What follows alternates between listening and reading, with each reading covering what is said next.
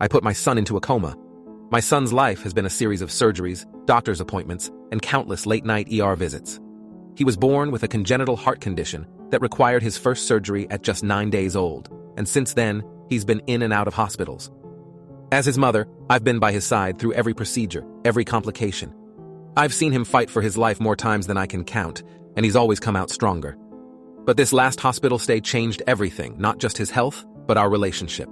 He'd been struggling with a bacterial infection that resisted every treatment.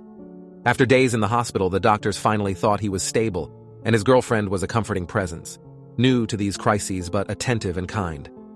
For once, I felt a glimmer of relief knowing someone else who loved him was there too. She even offered to cover part of his medical bills, something I appreciated deeply, as the costs seemed endless. One evening, she stepped out to spend a few hours with her family. Soon after she left, the doctor pulled me aside, looking grave. There had been an urgent complication. They had to put my son in an induced coma immediately to try to control the infection and continue treatment. They asked me if I would approve the procedure. As his mother and next of kin, it fell on me to decide, and though the thought of him slipping into a coma terrified me, I knew it was necessary. I gave my consent and then called his girlfriend to let her know what was happening. By the time she arrived, he had already been taken into surgery. When she walked into the family waiting room and saw me, her face turned to anger in an instant. She demanded to know why I'd made this decision without consulting her, accused me of being controlling and manipulative, and even threatened to call hospital security. She called me a psycho who acted behind her back.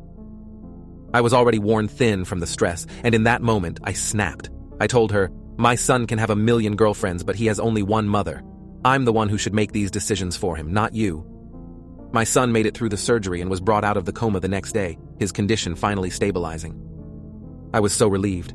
I thought that now we could all focus on his recovery and let go of the tension that had built up. But when I arrived at the hospital to see him, I was stopped at the entrance. A nurse informed me, politely but firmly, that I was no longer welcome. My son had signed over all his care decisions to his girlfriend and requested that I not be allowed to visit. I was shocked. I didn't understand. How could he have turned against me so quickly? I'd been there for every health crisis, every sleepless night in a hospital room. I didn't know what his girlfriend had told him or what he believed I'd done, but the fact that he'd sided with her without even talking to me left me reeling. I wanted to fight back, to explain my side of things, but I knew that would only make things worse. I respected his decision, even though it broke my heart. Since then, I've been left outside, waiting for updates on his health through distant messages or sporadic calls. I know I made the decision that was best for him, even if it meant he couldn't see that. But now I wonder if I made the wrong choice. I don't know if he'll ever let me back in, and I can't shake the feeling of loss, not just of my son's health, but of the connection we once had.